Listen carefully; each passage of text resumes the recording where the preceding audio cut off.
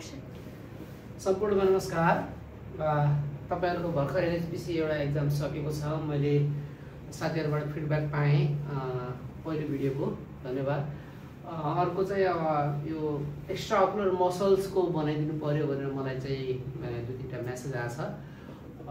त्यसै सम्बन्धमा मैले आज यो एक्स्ट्रा अकुलर मसल्सको लागि लिएर आज एउटा क्लास बनाउँदै छु। त्यसपछि चाहिँ तपाईहरुकै फिडब्याकबाट फेरि अरु क्लास बनाउँछु। अबको आज क्लास सुरु गरौँ। मैले आज क्लासमा चाहिँ extra ocular muscles and ocular movements भनेर बनाएको छु। एक्स्ट्रा अकुलर मसल्स कतिवटा हुन्छ त? एउटा आँखामा 6 वटा हुन्छ। अब यसमा पनि कति किताबहरुमा तपाई भेट्नुहुन्छ 7 वटा भन्छन्। एलपीएस लिमिटेड पाल्पेबल सुपेरियस राख्छ। त्यसैले extra ocular muscles for ocular movement कतिवटा हुन्छ? 6 हुन्छ। एउटा आँखामा भनेको 6 पेयर भनेको। There are 4 recti. Lateral recti भनेको ल्याटरल भनेको जहिले पनि साइडको, मेडियल भनेको सेन्टरतिरको मेडियल एक्टाइ, सुपिरियर भनेको माथिको, इन्फिरियर भनेको तल। त्यस्तै there are 2 muscles, oblique muscles. These are superior oblique र इन्फिरियर ऑब्लिक, हैन? तपाईहरुले के सोध्छ, हैन? There are how many extra ocular muscles in your body सोध्न सक्छ। 6 पेयर्स भन्ने मिल्यो तपाईलाई। इच आईमा सोध्यो भने 6 वटा, इन बडी सोध्यो भने 6 पेयर्स भन्नु पर्यो। अब अर्को क्वेशन कहाँबाट बन्छ त यसमा? एमसीक्यू मा इम्ब्रियोलोजीबाट बन्छ। एक्स्ट्रा अकुलर मसल्स चाहिँ कुन लेयरबाट डेभलप हुन्छ, हैन? जस्तै अब हामीले इम्ब्रियोलोजी पढ्या होला हो, नभए म फेरि अर्को एउटा क्लास लिन्छु तपाईहरुको फिडब्याकमा। सर्फेस इक्टोडर्म, न्यूरोइक्टोडर्म र मेसोडर्म, तीनवटामा चाहिँ अकुलर स्ट्रक्चरहरु चाहिँ डेभलप हुन्छ। त्यसमध्ये चाहिँ एक्स्ट्रा अकुलर मसल्स केबाट हुन्छ? मेसोडर्मबाट हुन्छ। तपाईले क्वेशन सोध्न सक्छ, from which layer this extra ocular muscles arises? Question आउन सक्छ न्यूरोइक्टोडर्म, सर्फेस इक्टोडर्म, मेसोडर्म, हैन? अथवा अर्को चाहिँ न्यूरोइक्टोडर्म आउन सक्छ। एउटा अप्सन राख्दिन सक्छ। त्यसमा चाहिँ तपाईले मेसोडर्ममा पाउनुस्। अब 6 वटा मसल त हेर्नु हामीले। 6 मसल्स चाहिँ आँखाको कहाँबाट आउँछ? पोस्टेरियर पार्टबाट एन्टेरियरली आउँछ, हैन? पोस्टेरियर पार्टबाट कहाँबाट सुरु हुन्छ त, हैन? यहाँ चाहिँ एउटा क्वेशन राम्रो भन्छ हेर्नुस् है। 4 एक्टाइ मसल, 4 वटा रेक्टस, अघि जुन मैले भने रेक्टस 4 वटा रेक्टस मसल्स र एउटा सुपिरियर ऑब्लिक मसल्स। यहाँ हेर्नुस् है, 1 2 3 4 र 5 कहाँबाट निक्लिन्छ? यो एनुलस अफ जिनबाट निक्लिन्छ। भनेको तपाईको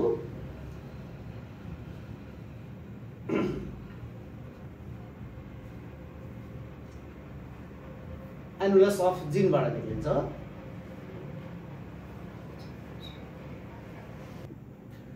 अब यी 6 वटा मसल्स कहाँबाट एराइज हुन्छ भनेर एउटा मल्टिपल चोइस क्वेशन बन्न सक्छ। जस्तै यहाँ चाहिँ ध्यान दिनुस् तपाईहरुले, 4 एक्टाइ मसल र 1 सुपिरियर ऑब्लिक कहाँबाट आउँछ? अर्बिटल एपेक्स को पछाडी चाहिँ एनुलस अफ जिन हुन्छ। त्यहाँबाट 5 वटा मसल चाहिँ निक्लिरहेछ हेर्नुस् है। तर एउटा यस्तो मसल जुन चाहिँ एनुलस अफ जिनबाट निक्लिदैन, त्यो कुन हो चाहिँ? Inferior oblique. यो क्वेशन भन्छ एमसीक्यू मा, from which muscle doesn't arise from annulus of जिन? अथवा के भन्न सक्छ? इन्फिरियर ऑब्लिक कहाँबाट एराइज हुन सक्छ भनेर सोध्न सक्छ। भने चाहिँ एउटा भन्न सक्छ। त्यसैले मैले inferior oblique arises from orbital floor भनेको, अर्बिटल फ्लोर अगाडिबाट निस्किन्छ र posteriorly above IR and below LR muscles भनेको इन्फिरियर रेक्टस र लेटरल रेक्टस मसल्सको बीचबाट चाहिँ गएर पोस्टेरियरली आँखाको पोस्टेरियरली चाहिँ यहाँ इन्सर्ट हुन्छ। भनेको यो एउटा मात्रै यस्तो मसल हो जो चाहिँ आँखाको एन्टेरियरबाट ओरिजिन हुन्छ 6 वटामा। भनेको याद राख्नु, inferior oblique muscle is exceptional muscle that arises from interior part of the I, हैन? अरु सबै पोस्टेरियरबाट हुन्छ। अब यसमा चाहिँ अघि मैले भनेको थिएँ, अब एउटा अर्को क्वेशन के भन्न सक्छ भने यो इन्फिरियर ऑब्लिक भयो नि, इन्फिरियर ऑब्लिक मसलले चाहिँ हेर्नु त, ऑब्लिक मसलले चाहिँ यो तपाईको मेडियल ल्याटरल रेक्टस र इन्फिरियर रेक्टसलाई छोएको छ, हैन? छोएर जान्छ। त्यस्तै सुपिरियर ऑब्लिक मसलले चाहिँ सुपिरियर रेक्टसलाई छुदै टेन्जेन्शियली छुदै चाहिँ यहाँ इन्सर्ट भएको हुन्छ। भनेको एउटा मात्रै यस्तो मसल छ जसलाई चाहिँ अब्लिकले छुँदैन, त्यो सोध्न सक्छ मेडियल लेग टाइप हैन।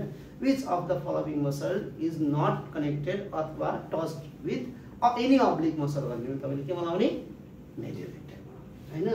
So this is one। त्यसपछि अर्को क्वेशन बन्न सक्छ तपाईहरुलाई। अर्को क्वेशन के बन्न सक्छ भने यो यसको इन्सर्सनमा बन्न सक्छ। जस्तै रेक्टाइल मसलहरु आँखाको लिम्बसको कति टाढा चाहिँ इन्सर्ट भएको हुन्छ हैन। यसमा चाहिँ याद राख्नु MILS 5.5, 6.5, 6.9, 7.7 भनेको सबभन्दा नजिक कुन हुन्छ? सबभन्दा नजिक कुन हुन्छ? मेडियल रेक्टस हुन्छ M हैन। त्यसपछि इन्फेरियर, त्यसपछि ल्याटरल, सुपिरियर रेक्टस सबभन्दा टाढा हुन्छ लिम्बसबाट। यो चाहिँ याद राख्नु होला। अब केही यसमा क्वेशन्स बन्ने खालका छन्। जस्तै टेन्डन भने के हो त? टेन्डन भने के हो भने मसल्सले जहाँनिर आँखासँग कनेक्ट गर्छ त्यसलाई टेन्डन भन्छौँ हैन। सबभन्दा सर्टेस्ट टेन्डन कसको हुन्छ त? मेडियल लेग टाइपको टेन्डन सबभन्दा सर्टेस्ट हुन्छ। र this is only rectal muscle with no oblique muscle running tendency. अघि मैले भने नि त हैन, मेडियल लेक्टसलाई अरु अब्लिक मसलले छुँदैन भनेको यहाँ भनेको छ। त्यसपछि lateral rectus muscle has the broadest arc of contact. अब आर्क अफ कन्ट्याक्ट के हो म तपाईहरुले बुझ्छु।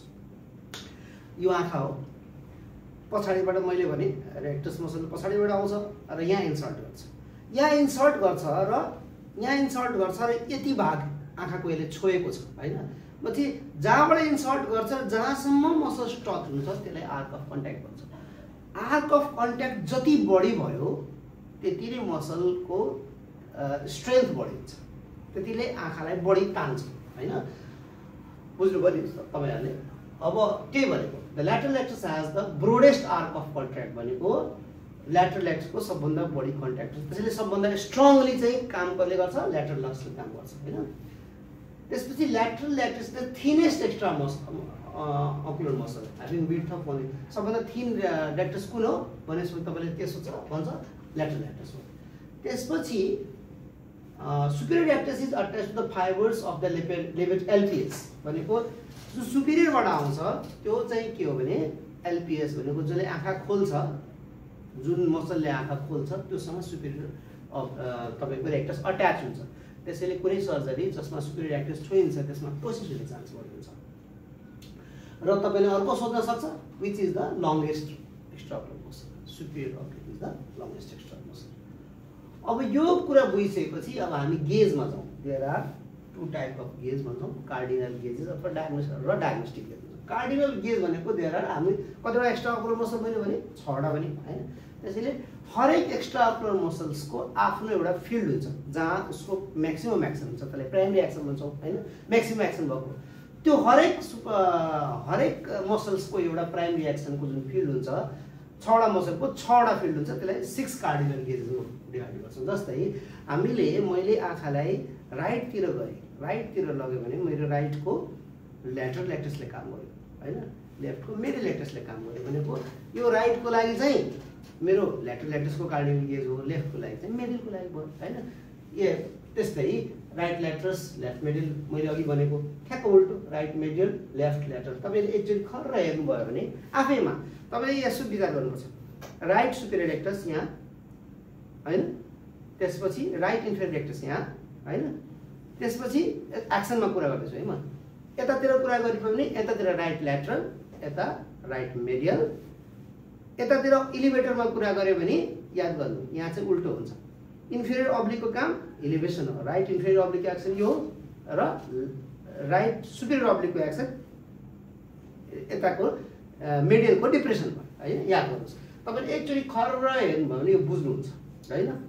अब नर्भ सप्लाईमा जाउँ। तपाईले याद राख्नु होला all 3 SO4 LR6 एकदम तपाईलाई थाहै होला भनेको all muscles are supplied by third cranial हैन, except superior oblique for lateral letter 6 हैन।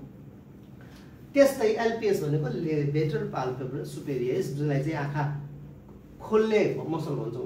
3 1 2 3 पिलर जस्तो देखाएको नि, पिलरले के गर्छ? आँखा खोल्छ। तपाईले पनि क्वेशन भन्छ which of the following muscle is responsible for opening of the eye? LPS हैन। त्यसपछि which of the following is closer, close कसले गर्छ त अर्बाइकुलरिस अकुलाई हैन। 7 हुक जस्तो हुन्छ नि, हुकको काम बन्द गर्ने, यसरी याद गर्ने तपाईले। त्यसपछि ब्लड सप्लाई केमा छ त आर्टेरियल सप्लाई केले हुन्छ अप्थाल्मिक आर्टरीले हुन्छ हैन। र त्यसको भेनस ड्रेनेज कहाँबाट हुन्छ भर्टेक्स भेनबाट हुन्छ, जुन चाहिँ भर्टेक्स भेन कुन मसलसँग नजिक हुन्छ सोध्न सक्छ तपाईले, सुपिरियर अब्लिक र इन्फेरियर रेक्टस मसलसँग भर्टेक्स भेन नजिक हुन्छ। त्यसैले कुनै पनि सर्जरी जसमा सुपिरियर अब्लिक र इन्फेरियर रेक्टस मसल छोइन्छ त्यहाँ चाहिँ भर्टेक्स भेनलाई ड्यामेज गर्ने चान्स बढी हुन्छ र त्यस्तो ड्यामेज भएपछि आँखामा ब्लड सप्लाई कम हुन सक्छ। त्यसैले यो क्लिनिकली बुझिराख्नुपर्ने कुरा हो। त्यसबाहेक अब हामी आउँ लिस्टिङ प्लेन भन्छौँ, एउटा यो चाहिँ तपाईले बुझ्नुहुन्छ। मेरो आँखा छ, मेरो चाहिँ तीनटा प्लेन भनौँ न, एउटा एक्स एक्सिस यसरी भयो, वाइ एक्सिस, अर्को चाहिँ जेड एक्सिस हैन, 3D भयो। जस्तै मैले भने एक्स र जेड एउटै प्लेनमा पर्यो हैन, वाइ एक्सिस के भयो परपेन्डिकुलर। अब यसलाई तपाईले भर्टिकल होरिजेन्टल मुभमेन्ट बुझ्न सक्नुहुन्छ। एक्स एक्सिसलाई रेफरेन्स मानेर मुभमेन्ट भयो भने के हुने भर्टिकल एक्सिस भयो, के भर्टिकल मुभमेन्ट भयो। त्यस्तै जेड एक्सिसलाई यदि रेफरेन्स मानेर मुभमेन्ट भयो भने के हुन्छ होरिजेन्टल मुभमेन्ट हुन्छ। र वाइ एक्सिसलाई यदि भयो भने त्यो टर्सनल मुभमेन्ट हुन्छ, घुम्छ हैन। सो दिज तपाईले याद राख्नु पर्यो। र एक्स एक्सिस र जेड एक्सिस एउटै प्लेनमा जुन तपाईको एउटै प्लेनमा जुन एक्सिस छ त्यसलाई लिस्टिङ प्लेन भन्छौँ हामी, यो पनि याद राख्नुहोस् तपाईहरुले। त्यसपछि हामी यो चाहिँ अलि इम्पोर्टेन्ट छ, तपाईहरुलाई एकदम ध्यान दिएर हेर्नुहोस् है। जस्तै सुपिरियर हामीले 6वटा एक्स्ट्रा अकुलर मसल भयो, एउटा चाहिँ के गर्ने ल्याटरल र मेडियल। ल्याटरल र मेडियल दुईटै प्यारलल हुन्छ, यसरी ल्याटरल र मेडियल के हुन्छ प्यारलल हुन्छ। त्यसैले दुईटैको एउटा एक्सन मात्र हुन्छ, दुईटैको एउटा एक्सन मात्र हुन्छ। त्यस्तै अब चाहिँ हामीले होरिजेन्टल भन्दा भर्टिकल गयौँ। सुपिरियर रेक्टाइलमा के हुन्छ, लेट्स से मेरो यो तपाईको अर्बिट भयो, यहाँ आँखा छ हैन। सुपिरियर रेक्टस के हुन्छ भने यहाँबाट आएर यहाँ इन्सर्ट गरेको हुन्छ आँखा, भनेको यो भिजुअल एक्सिससँग यसको एंगल कति हुन्छ 23 डिग्री हुन्छ हैन, याद राख्नु छ। अब लेट्स से मैले आँखालाई यता मुभ गरे भने एब्डक्सन भनेको बाहिरतिर हैन, एब्डक्ट गरेर 23 डिग्री एब्डक्ट गरे भने सुपिरियर रेक्टसको काम के हुन्छ खाली इलिभेसन हुन्छ, याद राख्नुहोस्। 23 डिग्री एब्डक्ट गरेर यदि मैले सुपिरियर रेक्टसको काम खाली इलिभेसन हुन्छ, याद राख्नुहोस्। 23 डिग्री विथ भिजुअल एक्सिस, यदि याद राख्नुहोस्, पछि यसको अगाडि आउला। त्यस्तै सुपिरियर र आइआरको भने त्यस्तै सुपिरियर अब्लिक र इन्फेरियर अब्लिकले चाहिँ कति बनाएको हुन्छ भिजुअल एक्सिससँग 51 डिग्री र रेक्टसले 23, भर्टिकल रेक्टाइलले र अब्लिकले 51 बनाएको हुन्छ। यति याद राख्नु भयो भने अगाडिका चिज तपाईहरुलाई सरल हुन्छ। भिडियो सायद अलि लामो भयो, 15 मिनेटको मात्र हामीले सजिलो हुन्छ। यो यसपछिको पार्ट 2 चाहिँ म अर्को भिडियोमा अपलोड गर्छु। धन्यवाद।